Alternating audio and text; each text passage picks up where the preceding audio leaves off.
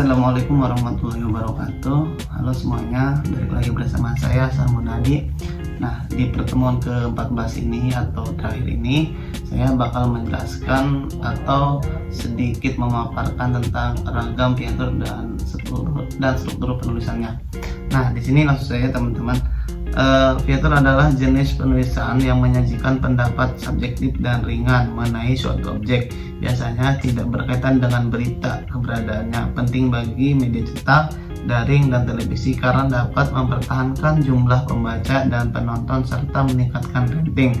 Fitur yang baik harus mampu menyentuh emosi dan pikiran pembaca melalui pilihan kata yang tepat, menghasilkan tulisan yang menggugah dan emosional. Nah, jadi maksudnya di sini biar para pendengar atau pembaca ya biar nggak jenuh, jadi semenarik mungkin dibikinnya gitu ya teman-teman.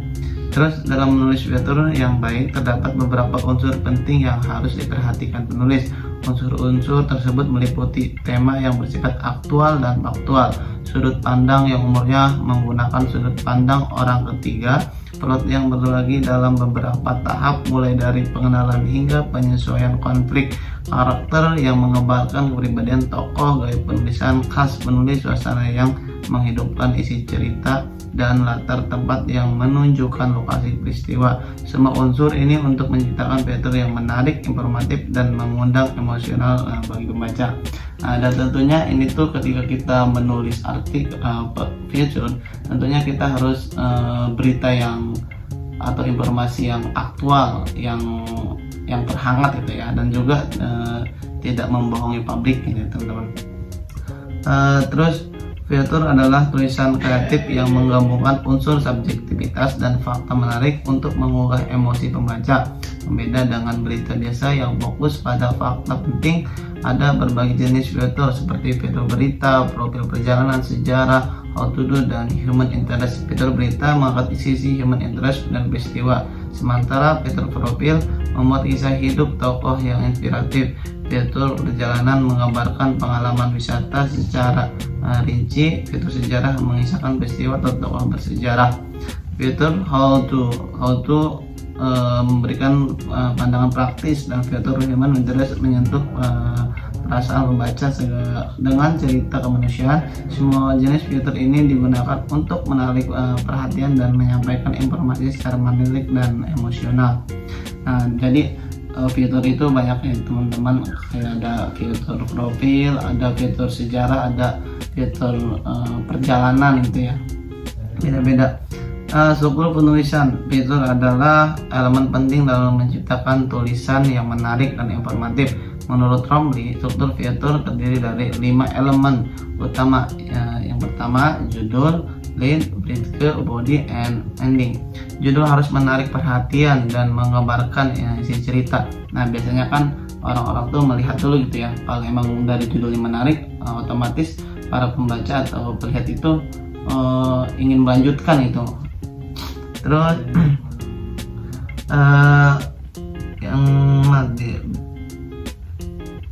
sementara lead berfungsi untuk menarik pembaca masuk ke dalam artikel. Preview menghubungkan lead dan body yang merupakan inti cerita dengan mengembangkan narasi yang mendalam. Akhirnya ending memberikan kesimpulan yang memuaskan dan meninggalkan kesan mendalam pada pembaca.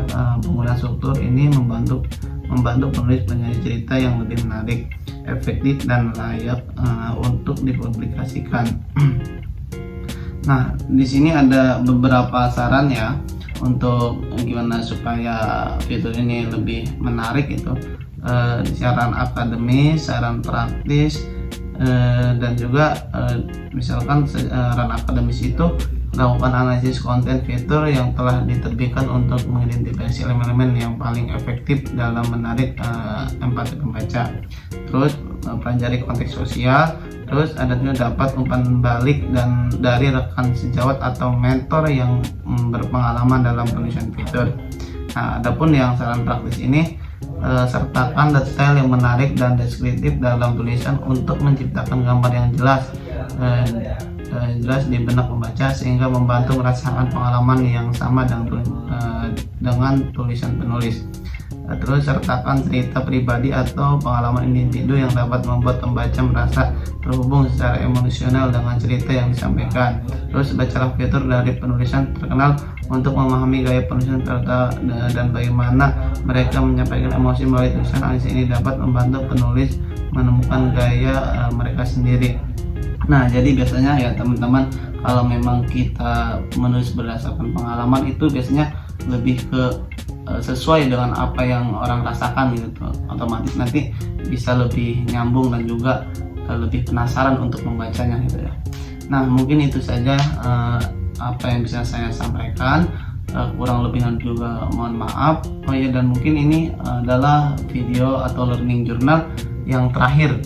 Mudah-mudahan kita semua sehat selalu, dan tentunya untuk dosen tercinta kita yang selalu eksis menemani kita, Dr. Adi Kusuma, mudah-mudahan beliau selalu diberikan kesehatan, amin ya robbal alamin.